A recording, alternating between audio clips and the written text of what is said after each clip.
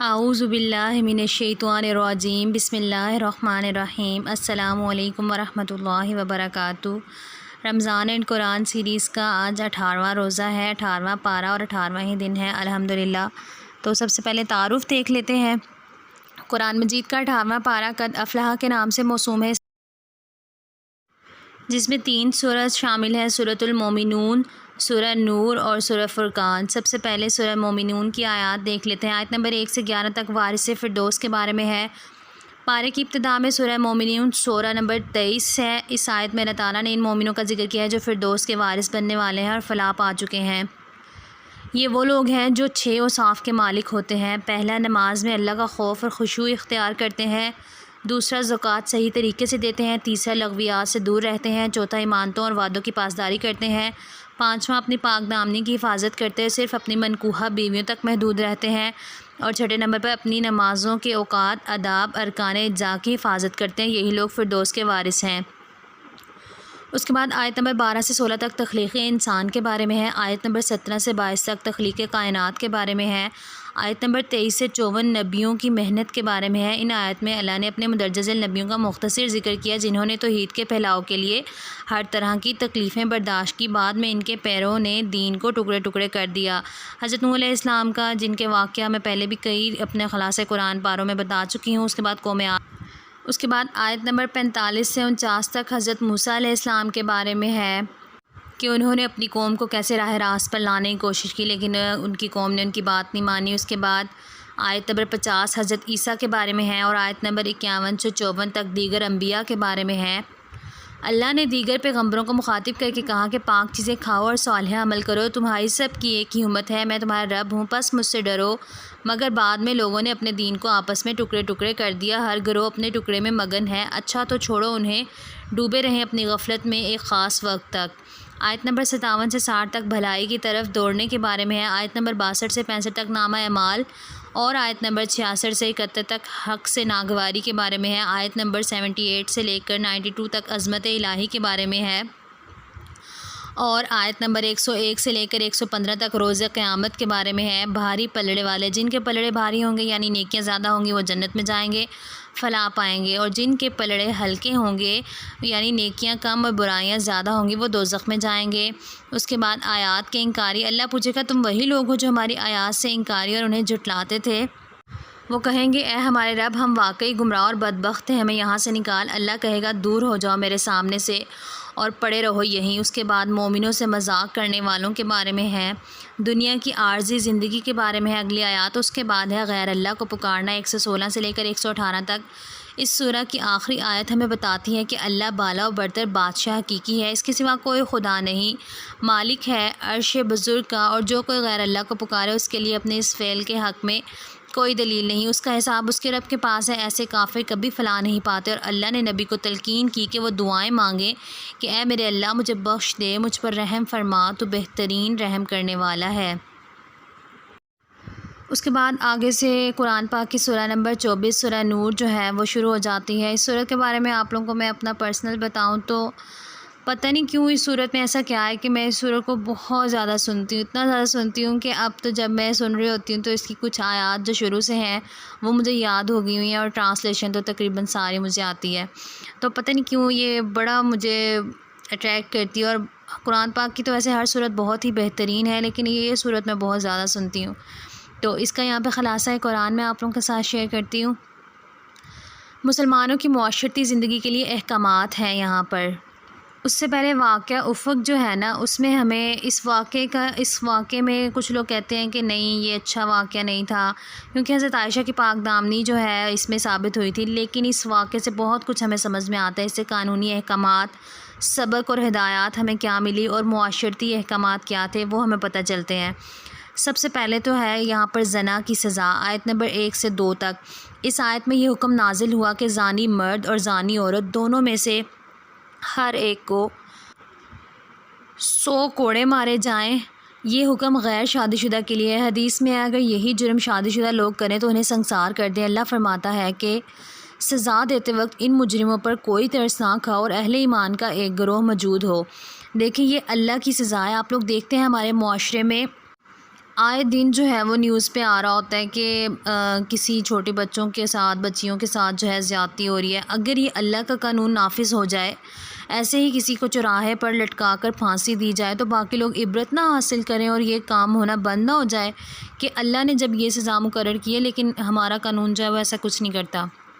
اس کے بعد آیت نمبر 4 سے 5 تک تہمت لگانا۔ یہ آیت ہمیں بتاتی ہے کہ جو لوگ پاک دامن عورتوں پر تہمتیں لگاتے ہیں اور پھر 4 گواہ اپنے بیان کے حق میں پیش نہیں کر سکتے تو ایسے لوگوں کو 80 کوڑے مارے جائیں اور مستقبل میں ایسے جھوٹوں کی گواہی قبول نہیں کرنی چاہیے۔ ان کا شمار فاسقوں میں ہوگا، البتہ جو اس کے بعد توبہ کر لیں، اپنی اصلاح کر لیں، اللہ ان کے حق میں غفور الرحیم ہے۔ اب دیکھیں حضرت عائشہ رضی اللہ تعالیٰ کے ساتھ یہ معاملہ پیش آیا نا، ان کے اوپر کسی نے تہمت لگائی تو اللہ تعالیٰ نے فوراً یہ سورہ جو ہے نازل کی اور بتایا کہ جو لوگ کسی پہ تہمت لگاتے ہیں ان کا یہ علاج ہونا چاہیے۔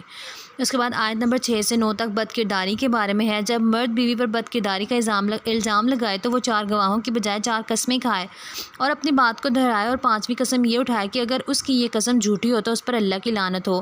ایسی صورت میں بیوی کو صفائی کا پورا موقع دیا جائے اور وہ اپنی صفائی کے لیے 4 قسمیں کھائے کہ اس پر جھوٹی تہمت لگائی جا رہی ہے، اور 5ویں قسم یہ اٹھائے کہ اگر اس کے شوہر کا الزام سچا ہے تو اس پر اللہ کا غضب نازل ہو۔ اس کے بعد آیت نمبر 11 سے 13 تک جو ہے وہ حضرت عائشہ کی پاک دامنی کے بارے میں ہے۔ اس آیت میں حضرت عائشہ کی پاک دامنی ظاہر کرتے ہوئے اللہ نے فرمایا کہ جو لوگ یہ بہتان گھڑ لائے ہیں وہ تم میں سے ایک چھوٹا سا ٹولہ ہے، اس واقعے کو اپنے حق میں شر نہ سمجھو بلکہ یہ تمہارے لیے خیر ہے۔ جس نے اس میں جتنا حصہ لیا اس نے اتنا ہی گناہ سمیٹا۔ اب دیکھیں اس میں اب یہ سوال ذہن میں آتا ہے کہ حضرت عائشہ کے اوپر الزام لگا تو اس میں خیر کیا ہو سکتی تھی؟ خیر یہی ہے نا کہ ان پہ الزام لگا تو اللہ تعالیٰ نے ہمیں بتا دیا کہ اگر آئندہ معاشرے میں یہ کام ہوگا تو جس کسی نے زنا کیا اس کی سزا کیا ہوگی، جس کسی نے تہمت لگائی ہے اس کی سزا کیا ہوگی، اور جس کسی نے بد کرداری کی ہے اس کی سزا کیا ہوگی، یہ سارے اللہ تعالیٰ نے ہمیں بتایا۔ تو اس کے بعد ہے کہ جس شخص نے اس میں سب سے بڑا حصہ لیا اس کے لیے تو عذاب عظیم ہے۔ جس وقت تم لوگوں نے اسے سنا اسی وقت کیوں نہ مومن مردوں عورتوں نے اپنے آپ سے نیک گمان کیا اور کیوں نہ کہہ دیا کہ یہ صریح بہتان ہے۔ وہ اپنے الزام کے ثبوت میں 4 گواہ کیوں نہ لے آئے اور اب کہ وہ گواہ نہیں لائے اللہ کے نزدیک وہی جھوٹے ہیں۔ یہ 5 ہجری کا واقعہ ہے۔ رسول کریم صلی اللہ علیہ وسلم غزوہ بنی مطلق سے مدینہ منورہ اپنے قافلے کے ساتھ آ رہے تھے۔ حضرت عائشہ ہمراہ تھی مگر ان کی سواری کا اونٹ الگ تھا۔ اتفاق سے نہ ایک منزل پر حضرت عائشہ قضائے حاجت کے لیے نزدیک جنگل میں چلی گئیں، وہاں ان کا ہارٹ ٹوٹ گیا تو اس کو تلاش کرنے میں دیر لگ گئی۔ واپس آئیں تو قافلہ کوچ کر گیا تھا۔ انہوں نے رات وہیں ایک جگہ قیام کیا۔ حضرت صفوان بن معطل رضی اللہ تعالیٰ گرے پڑے سامان یا چیزوں کی خبر گیری کی غرض سے قافلے کے پیچھے کچھ فاصلے پر رہا کرتے تھے۔ چنانچہ وہ صبح اس جگہ پہنچے، دیکھا کوئی سو رہا ہے، قریب آ کر پہچانا اور اونٹ ان کے نزدیک بٹھا دیا، جس پر وہ پردے کے ساتھ سوار ہو گئیں اور انہوں نے نکیل پکڑ کر دوپہر کے قریب قافلے سے جا ملایا۔ عبداللہ بن ابی منافقوں کا سردار اور دشمن رسول تھا، اس نے اس واقعے کو غلط رنگ دیا۔ اس بہتان کو گھڑنے والا اور اس فتنے کا اختراع اس شخص نے کیا اور چھوٹا سا ٹولہ بھولے بھالے مسلمانوں کا تھا، جس میں 2 مرد حضرت حسان بن ثابت، حضرت مستہ اور ایک عورت حضرت حمنہ بنت حجر شامل تھیں، جو اس کے پروپیگنڈے سے متاثر ہو کر ادھر ادھر تذکرے کرنے لگے۔ اس آیت میں قرآن اس بہتان کی صفائی پیش کر رہا ہے اور اس فتنے میں سب سے بڑا حصہ لینے والا عبداللہ بن ابی تھا، جس کے لیے عذاب عظیم ہے۔ اور دیکھیں ہم جس انسان کے بارے میں جانتے ہو نا کہ یہ انسان اس طرح کا نہیں ہے، تو اگر کوئی اس کے اوپر کوئی الزام لگائے نا تو اللہ تعالیٰ ہم سے کہہ رہے ہیں کہ ہمیں نیک گمان رکھنا چاہیے، ہمیں کہنا چاہیے اس بندے کے حق میں کہ یہ ایسا نہیں ہے، نہ کہ اس سے کہ ہمیں خاموش رہنا چاہیے۔ اور اس کے بعد ایک زبان دوسری زبان سے جھوٹ لیتی جا رہی ہے، یعنی کہ اگر ایک نے بات سنی ہے نا تو وہ آگے دوسرے کو بتائے گا، پھر وہ جھوٹ آگے پھیلائے گا، تو اس طرح سے نہیں کرنا چاہیے۔ آیت نمبر 19 فحاشی کی روک تھام کے لیے ہے، اور آیت نمبر 22 مساکین کی مدد، آیت نمبر 27 سے 29 بلا اجازت داخلہ۔ یہ آیت ہمیں بتاتی ہے کہ مومنوں کو اپنے گھروں کے سوا کسی گھر میں بھی بغیر اجازت داخل نہیں ہونا چاہیے، اور گھر والوں پر داخلے کے وقت سلام بھیجو، اور اگر وہاں کوئی موجود نہ ہو یا اجازت نہ ملے تو داخل نہ ہو، اور جو کچھ تم کرتے ہو اللہ جانتا ہے، البتہ ایسی جگہیں جو کسی کے رہنے کا مقام نہ ہو، جیسے کہ ہوٹل ہیں، سرائے، دکانیں، مہمان خانے، مسافر خانے وغیرہ، اور جن میں تمہارے فائدے کی کوئی چیز ہو تم داخل ہو سکتے ہو۔ آیت نمبر 30 نظروں کی حفاظت۔ اس آیت میں اللہ تعالیٰ فرماتا ہے کہ اے نبی مومن مردوں سے کہو کہ اپنی نظریں بچا کر رکھیں اور اپنی شرم گاہوں کی حفاظت کریں، یہ ان کے لیے پاکیزہ طریقہ ہے، جو کچھ وہ کرتے ہیں اللہ اس سے باخبر ہے۔ اس کے بعد آیت نمبر 31، عورتیں بناؤ سنگھار کی نمائش نہ کریں۔ اس آیت میں اللہ کا حکم ہے کہ نبی مومن عورتوں سے کہہ دو کہ اپنی نظریں بچا کر رکھیں، اپنی شرمگاہوں کی حفاظت کریں اور اپنا بناؤ سنگھار نہ دکھائیں سوائے اس کے جو خود ظاہر ہو جائے، اور اپنے سینوں پر اپنی اوڑھنیوں کے آنچل ڈالے رکھیں، اور اپنا بناؤ سنگھار ظاہر نہ کریں سوائے اپنے شوہر، اپنے باپ، اپنے سسر، بھائی، دادا، پردادا، نانا، پرنانا، پوتے، پرپوتے، نواسے، پرنواسے، بہنوں کے بیٹے، اپنے میل جول کی عورتیں، لونڈیاں، نابالغ بچے اور زیر دست مرد غلام جو کسی قسم کی خواہش نہ رکھتے ہوں۔ اس آیت کی تشریح میں مختلف معلم ہیں جو انہوں نے لکھا ہے کہ آج کل کے جو بیرے، خانسامے اور دیگر نوجوان نوکر اور گھریلو ملازم جو ہیں زیر دست مردوں کی تعریف میں نہیں آتے، اس لیے ان سے بھی پردہ ضروری ہے۔ اس کے علاوہ اس آیت میں یہ بھی حکم ہے کہ عورتیں اپنے پاؤں زمین پر مارتی ہوئی نہ چلا کریں کہ ان کی زینت کا لوگوں کو علم ہو جائے۔ اے مومنو، تم سب مل کر توبہ کرو، توقع ہے کہ فلاح پاؤ گے۔ اس کے بعد مجرد شادی کریں۔ آیت نمبر 32، یہ آیت ہمیں بتاتی ہے کہ تم میں سے جو مجرد اور تمہارے لونڈی غلاموں میں سے جو صالح ہیں ان کے نکاح کروا دو، اگر وہ غریب ہیں تو اللہ اپنے فضل سے ان کو غنی کر دے گا۔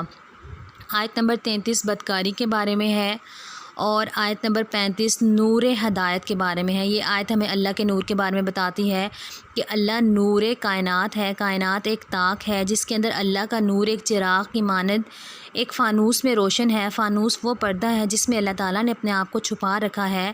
نگاہ خلق اس کو دیکھنے سے عاجز ہے کیونکہ پردے میں جھلکنے والا نور اتنا شدید، بسیط اور محیط ہے کہ محدود انسانی بینائی اس کا ادراک کر ہی نہیں سکتی۔ اللہ اپنے نور سے جسے چاہتا ہے ہدایت و رہنمائی فراہم کرتا ہے، وہ ہر چیز سے خوب واقف ہے۔ آیت نمبر 37 سے لے کر 38 تک مومن تاجر کے بارے میں ہے۔ آیت نمبر 39 اعمال کافراں کے بارے میں ہے، اور آیت نمبر جو ہے 51 سے 52 تک اعمال مومنوں کے بارے میں ہے۔ آیت نمبر 55 صالحہ مومنین کے بارے میں ہے۔ آیت نمبر 58 3 اوقات خلوت کے بارے میں ہے۔ یعنی کہ اس آیت میں حکم الہی ہے کہ اے ایمان والو، لازم ہے کہ تمہارے مملوک اور تمہارے وہ بچے جو ابھی عقل کی حد کو نہیں پہنچے 3 اوقات میں اجازت لے کر تمہارے پاس آئیں، یعنی صبح کی نماز سے پہلے، ظہر کی نماز کے بعد اور عشاء کی نماز کے بعد۔ یہ 3 اوقات خلوت ہیں، یعنی تمہارے پردے کے اوقات ہیں۔ اس کے علاوہ اگر وہ بلا اجازت آئیں تو تم پر کوئی گناہ نہیں، نہ ہی ان پر۔ آیت نمبر 63 سے 64 تک جو ہے احکامات رسول ہے۔ اس کے بعد اگلی آیات جو ہے سورہ فرقان کی شروع ہو جاتی ہیں۔ سب سے پہلی آیات 1 سے 2 تک نزول فرقان کے بارے میں ہے۔ آیت نمبر 4 سے 6 قرآن کلام الہی ہے، اس بارے میں ہے۔ اس کے بعد آیت نمبر 7 سے 10 تک رسول کے بارے میں حجتیں۔ اس آیت میں رسول کے بارے میں مشرکین کی مختلف حجتوں کا ذکر ہے۔ یہ کہتے ہیں کہ یہ کیسا رسول ہے جو عام آدمیوں کی طرح کھانا کھاتا ہے، بازاروں میں جاتا ہے، اس کے ساتھ کوئی فرشتہ نہیں بھیجا گیا، جو نہ ماننے والوں کو دھمکاتا، نہ کوئی خزانہ یا باغ اس کو دیا گیا جس سے روزی حاصل کرتا، اور یہ کہ وہ ایک ساحر یا جادوگر ہے۔ اللہ کہتا ہے کہ یہ رسول کے بارے میں کیسی کیسی حجتیں پیش کر رہے ہیں اور بہکی ہوئی باتیں کر رہے ہیں۔ اللہ بڑا بابرکت اور وسیع ذرائع کا مالک ہے، اور اگر چاہے تو ان کی تجویز کردہ چیزوں، فرشتہ، خزانہ، باغ وغیرہ سے زیادہ بڑھ چڑھ کر اپنے نبی کو دے سکتا ہے، یعنی باغ، نہریں اور بڑے بڑے محل۔ اس کے بعد آیت نمبر 11 سے 14 منکرین آخرت کے بارے میں ہے، اور آیت نمبر 17 سے 19 تک اس بارے کا اختتام ہوتا ہے محاسبہ، اس بارے میں ہے۔ اس آیت میں روز جزا کا ذکر ہے۔ اس دن اللہ ان منکرین کو اور ان کے معبودوں کو، جو یہاں بت مراد نہیں ہے بلکہ فرشتے، انبیاء، شہداء، صالحین ہیں جن کو مختلف قومیں معبود بناتی رہی ہیں، ان سب کو اکٹھا کر کے ان کا محاسبہ کرے گا اور ان سے پوچھے گا کہ کیا تم نے ان لوگوں کو گمراہ کیا تھا یا یہ خود راہ راست سے بھٹک گئے تھے؟ وہ عرض کریں گے پاک ہے آپ کی ذات، ہماری یہ مجال نہ تھی کہ آپ کے سوا کسی کو اپنا مولا بنائے، مگر آپ نے ان کو اور ان کے باپ دادا کو خوب سامان زندگی دیا کہ یہ عیش و عشرت میں حق کا سبق بھول گئے۔ یوں وہ تمہاری باتوں کو جھٹلائیں گے، پھر نہ تم اپنی شامت کو ٹال سکو گے، نہ کہیں سے مدد پاؤ گے، اور پھر اس وقت ہم تمہیں سخت عذاب کا مزہ چکھائیں گے۔ 18واں پارہ جو ہے وہ یہاں پہ مکمل ہو جاتا ہے۔ ایک بات میں آپ لوگوں سے کہوں گی کہ آپ لوگ خود جو ہے سورہ نور کو ضرور جو ہے پڑھیں، اس کی تفسیر، ترجمہ وغیرہ پڑھیں، اس میں ہمارے لیے بہت سے سبق ہیں۔ اب ہم بسم اللہ الرحمن الرحیم۔ آج کی جو ہماری پہلی دعا ہے وہ ہے ربی فلا تجعلنی فی القوم الظالمین۔ اے پروردگار، مجھے اس سے محفوظ رکھیے گا اور ان ظالموں میں شامل نہ کیجیے گا۔ اس کے بعد ربی اعوذ بک من ہمزات الشیاطین واعوذ بک ربی ان یحضرون، اے پروردگار میں شیطانوں کے وسوسوں سے تیری پناہ مانگتی ہوں، اور اے پروردگار اس سے بھی تیری پناہ مانگتی ہوں کہ وہ میرے پاس موجود ہوں۔ اس کے بعد جو دعا ہے رب اغفر ورحم وانت خیر الراحمین، میرے پروردگار مجھے بخش دے اور مجھ پر رحم کر، تو سب سے بہتر رحم کرنے والا ہے۔ آپ لوگ بھی ان دعاؤں کو یاد کریں اور اللہ تعالیٰ سے ایسے ہی مانگا کریں۔ آخر میں میری اللہ تعالیٰ سے دعا ہے، اللہ تعالیٰ ہم سب کو قرآن پاک پڑھنے، سمجھنے، عمل کرنے کی توفیق عطا فرمائے۔ آمین۔ جزاک اللہ خیراً کثیرا۔ اللہ حافظ۔